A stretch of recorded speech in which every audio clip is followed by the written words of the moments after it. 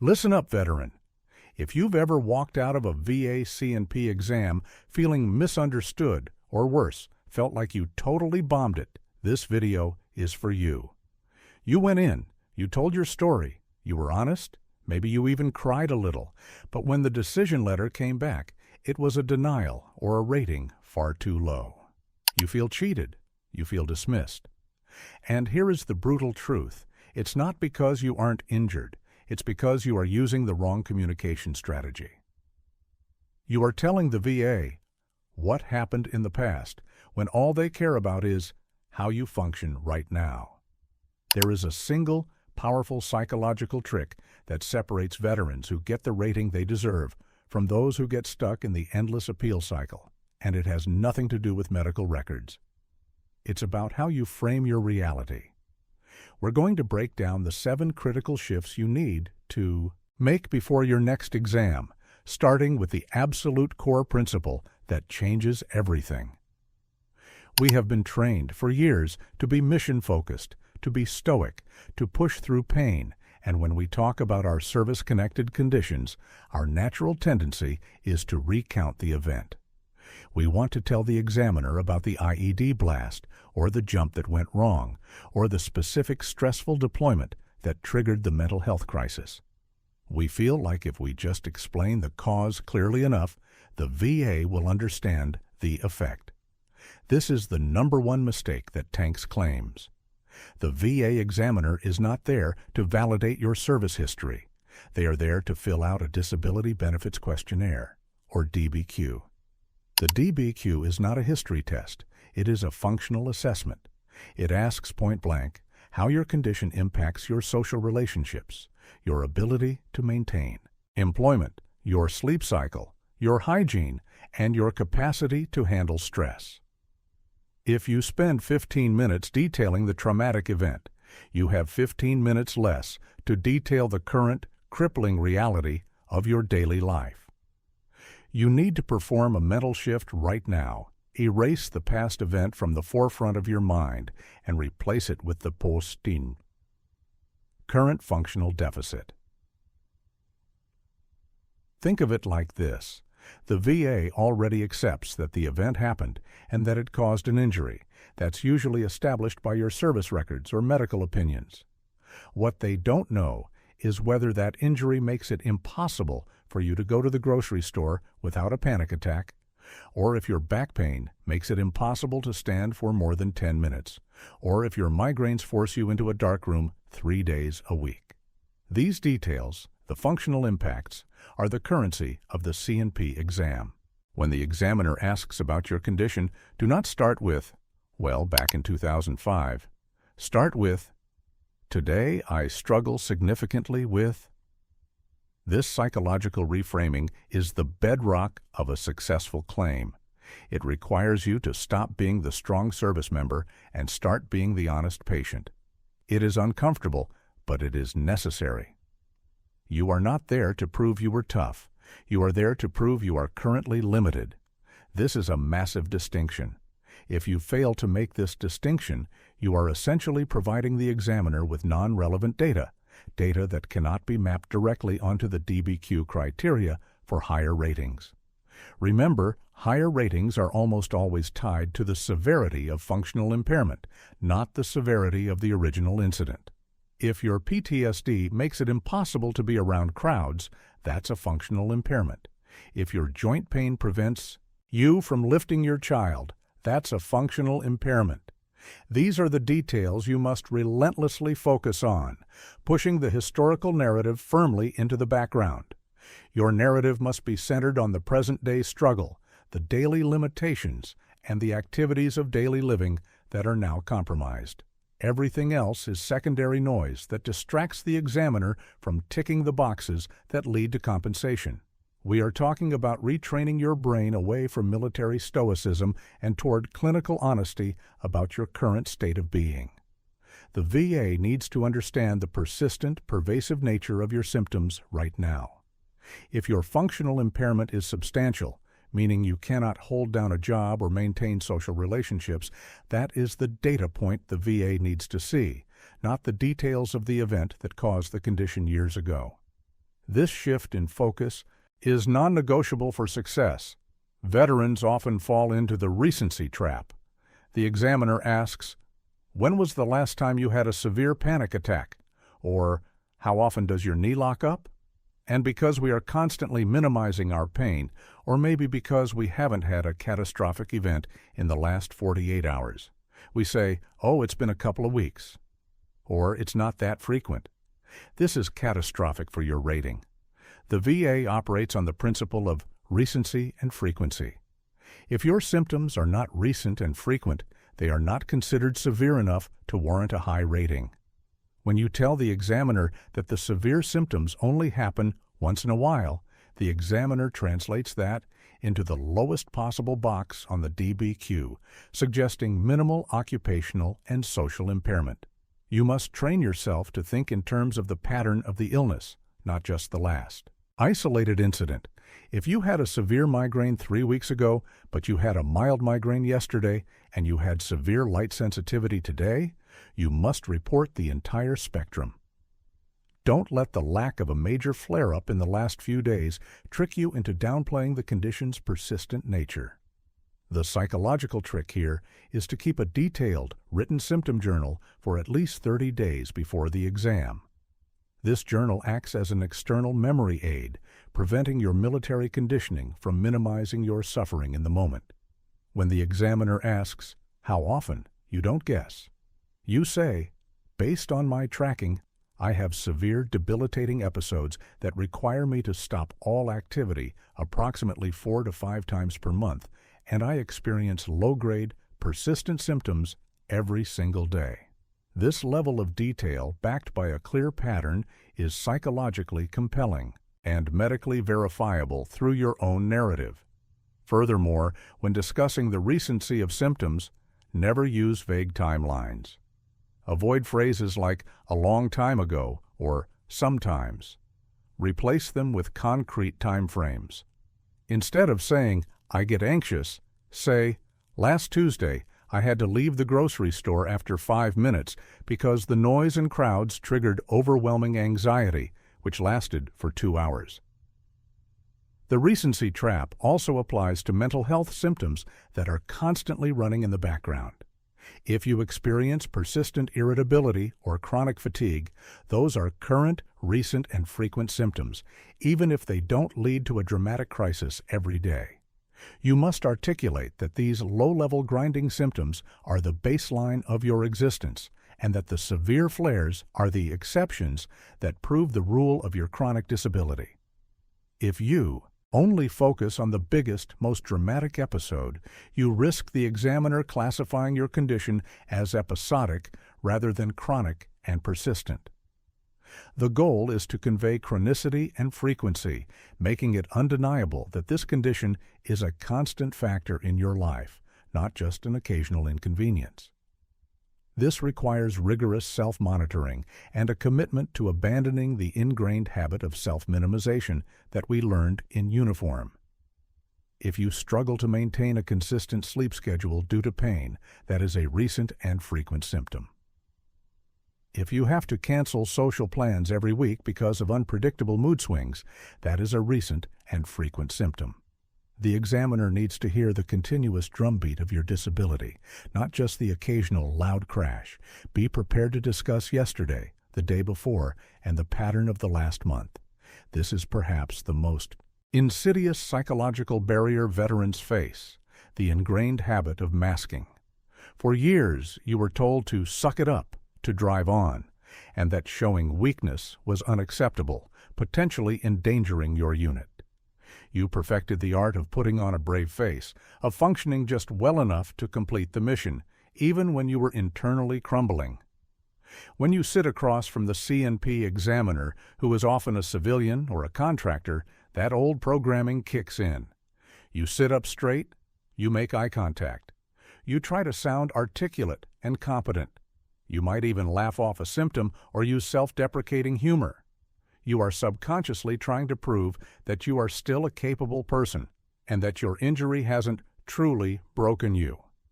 This is the opposite of what you should be doing.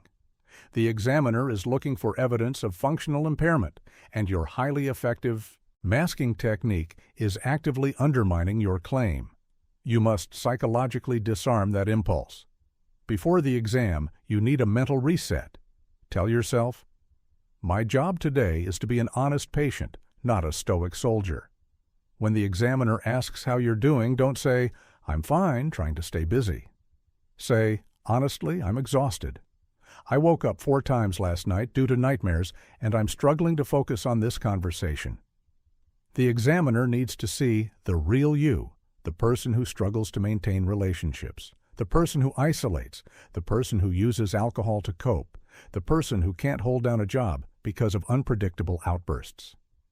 If you mask your symptoms, the examiner will document that you present as well-groomed, articulate, and oriented, which translates directly into a lower rating, regardless of the severity of your medical records. You must allow yourself to be vulnerable in that room. Vulnerability is not weakness in this context. It is clinical evidence. If you struggle with maintaining hygiene, you must state that you haven't showered in 3 days. If you struggle with social interaction, you must explain that you avoid family gatherings because the noise triggers intense irritability and paranoia. This requires deep introspection and the courage to shed the persona you've worn for so long. The military taught you to suppress emotion. The VA system demands you articulate it clearly and without reservation. This psychological shift from masking to revealing is the key to unlocking the truth of your disability for the examiner. If you walk into that room determined to prove you are okay, the VA will agree with you and rate you accordingly. You must walk in determined to prove how profoundly your life has been altered and diminished by your service. This is not about being dramatic. It is about being clinically accurate about your limitations, even if those limitations are deeply embarrassing or painful to admit. The success of your claim hinges on your ability to temporarily abandon the warrior ethos and embrace the reality of your current struggle. This masking habit is so deeply ingrained that you may not even realize you are doing it. You might instinctively say, "I'm managing," when you are barely surviving. You need to consciously override that instinct and replace it with clinical transparency. Many veterans struggle with describing the severity of their symptoms because they fear exaggeration. They worry that if they describe their absolute worst day, the examiner will think they are lying or malingering. So, they default to describing an average day, which, due to the masking we just discussed, often sounds functional. This is a critical error. The VA rating schedule, particularly for conditions like PTSD, TBI, or chronic pain, is specifically designed to rate the maximum severity of the functional impairment, not the average day. If your condition is chronic, meaning it persists over time and it has periods of severe flare-ups, you must describe the functional limitations during those flare-ups. The psychological trick here is to use the worst day narrative framework, which allows you to describe the most debilitating symptoms while still maintaining credibility. When asked about your symptoms, structure your answer in 3 parts: baseline, typical day, and worst day. Start with the worst day. For example, if you have chronic migraines, don't just say, "They hurt." Say, "On my worst days," which happen about 3 times a month, "the pain is so severe that I am completely non-functional. I have to lock myself in a dark, quiet room, I vomit constantly, and I cannot speak or tolerate any light or sound. I am totally dependent on my spouse or caregiver during those 24 to 48 hours. This description immediately establishes the upper limit of your functional impairment, which is what the highest rating categories look for. Then you can transition to the typical day. On a typical day, I manage the low-grade pain with medication, but I still experience significant light sensitivity and mental fog, which prevents me from sustaining focus for more than an hour at work. Finally, the baseline. Even on my best days, I still deal with constant low-level joint stiffness and chronic fatigue. By leading with the worst day, you establish the clinical severity first. This anchors the examiner's perception of your condition at the highest point of severity, ensuring they don't immediately default to a lower rating based only on your average day. This is a crucial anchoring bias technique. If you start low, everything else sounds like an improvement. If you start high, the typical day still sounds significantly impaired. Remember, describing your worst day is not exaggeration. It is providing the full spectrum of your disability as required by the rating criteria. If your condition prevents you from working during a flare-up, that is evidence of total occupational impairment during that period, and that evidence must be clearly presented. Be specific about the consequences of the worst day. Isolation, inability to communicate, dependence on others, inability to perform basic self-care, and the duration of the recovery period. The key is to be descriptive, detailed, and honest about the limitations during these peak episodes of suffering. The VA needs to understand the depth of the hole you fall into, not just the level of the sidewalk you walk on most days. If your depression reaches a point where you genuinely consider doing something extreme to yourself, that is a worst-day scenario that must be articulated using indirect language if necessary to convey the severity of the functional crisis. The rater needs to understand that your condition is capable of producing total collapse. The VA system runs on documentation and quantifiable evidence. Vague generalizations are the death knell of a successful claim.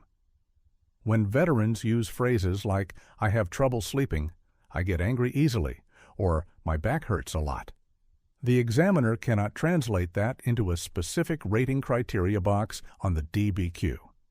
The psychological trick here is the specificity strategy, replacing emotional or vague descriptions with quantifiable, sensory, and consequence-driven examples. You must be able to paint a vivid, undeniable picture of your limitation. Instead of saying, "I have trouble sleeping," you must detail the exact sleep disturbance and its consequence. For instance, "I wake up startled, sweating, and hypervigilant 6 to 8 times every night, usually due to nightmares related to my service. I average 4 hours of broken sleep, which results in chronic fatigue, severe irritability, and an inability to concentrate throughout the following day." This is quantifiable, 6 to 8 times, 4 hours, and consequence-driven, chronic fatigue, irritability. Similarly, if you suffer from panic attacks, don't just say, "I get anxious in public." Describe the trigger, the physical symptoms, and the resulting avoidance behavior.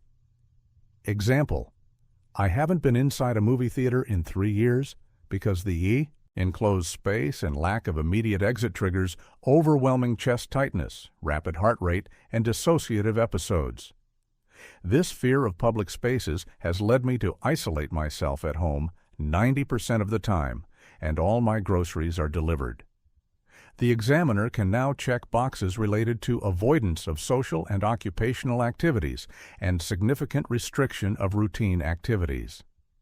The power of the specificity strategy lies in its ability to eliminate ambiguity. The VA rater is looking for clear evidence that maps directly to the criteria for a 50%, 70%, or 100% rating. If your description is vague, the rater defaults to the lowest possible interpretation. If your description is specific, quantifiable, and ties directly to a functional limitation, e.g., "I can only lift 10 pounds before the pain becomes searing and radiating, forcing me to stop all activity," the rater has concrete evidence to justify a higher rating. This technique requires practice. Before the exam, write down 5 of your most debilitating symptoms and translate them from vague complaints into specific, measurable consequences. Use sensory language. Describe the searing pain, the crushing anxiety, the blinding light, the pervasive smell of smoke that isn't there. Engage the examiner's senses through your narrative to make your reality undeniable. This focus on objective, detailed consequences is the psychological mechanism that forces the VA to acknowledge the full scope of your suffering. If you struggle with memory, don't say, "I forget things." Say, "I have to set 6 alarms on my phone every day just to remember to take my medications, and last month I missed a critical appointment because I forgot to check the calendar." Specificity is the difference between a low rating and a high rating. The single most powerful psychological trick you can employ is understanding the mind of the person reading the report, the VA rater. The C&P examiner's job is not to rate you. Their job is to gather data and fill out the Disability Benefits Questionnaire, DBQ. The rater then takes that completed DBQ and compares the checked boxes and narrative notes to the VA's schedule for rating disabilities, 38 CFR. If you understand the DBQ framework, you can tailor your narrative to hit the crucial points the examiner needs to document. For mental health, the DBQ focuses heavily on 4 key areas: occupational and social impairment, frequency of panic attacks, flashbacks, ability to handle stress, and overall persistence of symptoms. A veteran aiming for a 70% mental health rating, for example, needs the examiner to document deficiencies in most areas, such as work, school, family, relations, judgment, thinking, or mood. If you simply say, "I can't work," that's insufficient. You must explain why you can't work using the DBQ language, even if you don't know the exact terms. For example, "I have been fired from 3 jobs in the last 2 years because my severe irritability leads to conflicts with supervisors and coworkers, family relations, social interaction deficiency. I cannot handle any deadlines or pressure, which triggers extreme emotional volatility, judgment, thinking deficiency. I spend most days isolated in my home, social impairment." For physical conditions, the DBQ focuses on range of motion, ROM, and pain, functional loss. The psychological trick here is to ensure the examiner measures your ROM after repetitive movement and to articulate the pain during the movement. Do not let the examiner measure your ROM cold.